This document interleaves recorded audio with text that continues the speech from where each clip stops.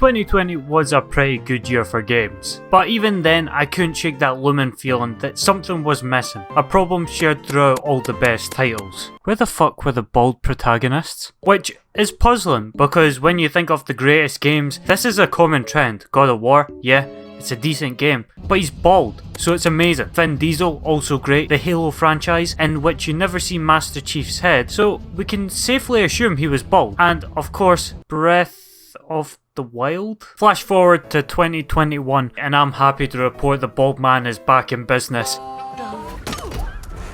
So if you somehow don't know, Hitman 3 is a stealth game, but don't let that fool you, because Hitman is just as much a cooking simulator as it is stealth game.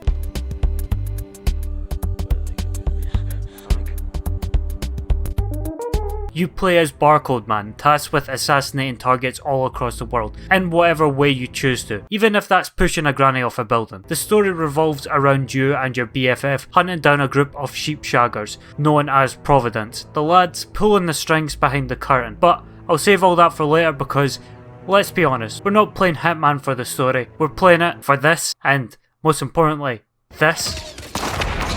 So if you've played the last two Hitman games, the formula is going to be very familiar. You get 5 large expansive main levels which act as massive sandboxes, offering an insane amount of ways to kill your target and providing endless replayability. There are 6 levels in total, but the last mission takes a more linear approach, limiting the overall replayability. The gameplay is almost identical to Hitman 2, and there's nothing all that new other than a camera to open up specific doors. There's also the addition of shortcuts, which I've got to say I like a lot, but the lack of innovation is not strictly a bad thing because the gameplay was already stellar, and what Hitman 3 lacks in change, it more than makes up for it in its absolutely amazing quality of content, especially its level design. The maps in Hitman 3 are easily my favourite Hitman levels to date, and quite frankly, probably my favourite missions in any stealth game. All the maps from start to finish in this game are incredible, each feeling as fun as the last whilst offering drastically different locations and environments, adding alternative objectives alongside,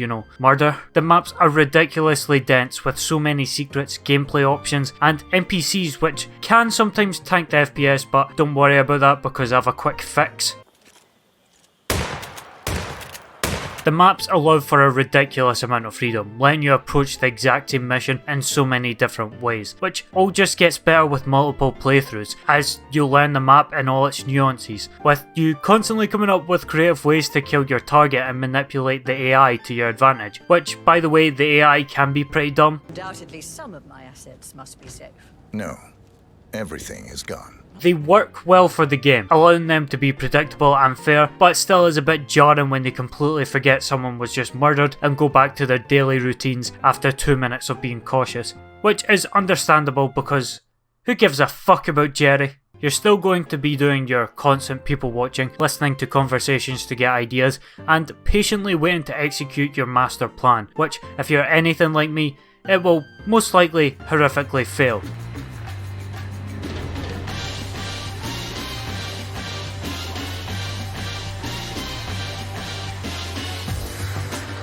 Sir, you really... But when your plan does actually come together, no matter how wacky it is, the sense of satisfaction is truly immense. Other aspects like the movement and gunplay is still a bit to be desired, as movement can be really stiff and the gunplay is really just unsatisfying, which fair enough, it does discourage you from going guns blazing, which is admittedly probably the least fun way to play the game, but it would still be nice to have guns with a bit more punch. The majority of progression comes from mastery rewards, which can be obtained by earning XP and partaking in specific challenges on maps. The mastery rewards typically give you new items for your kit, which you can bring into other missions. Also, you get new starting positions for that specific map, opening opportunities and new ways to play the map. There's also rating systems, which is another nice form of progression, always trying to beat your score or beat other people's scores. I have to say though, you have to be willing to replay missions if you're going to fully enjoy the game. I know that doesn't appeal to everyone, but it really is where the game excels. Sure, you can go through mission after the next, just manipulating sightlines to kill the target, but you're just scratching the surface of the game's potential, and you'll be left with a pretty hollow experience. A lot of the time you have to find your own fun with the game, because killing your targets isn't exactly the Dark Souls of Assassin's games. It's more about finding unique, fun ways to go about it, like possibly being the world's worst lawyer. If that appeals to you, you're going to have a blast, especially with how funny the game can be. Like the fact Agent 47 can be getting absolutely riddled with bullets, and you won't be able to tell if he's got a sore stomach or he's on the verge of death. I should also mention there are contracts which use the same map but focus on different targets, which can change things up in some cool ways. But probably the biggest drawback is the incredibly annoying always connected IO servers. Well, and this guy too.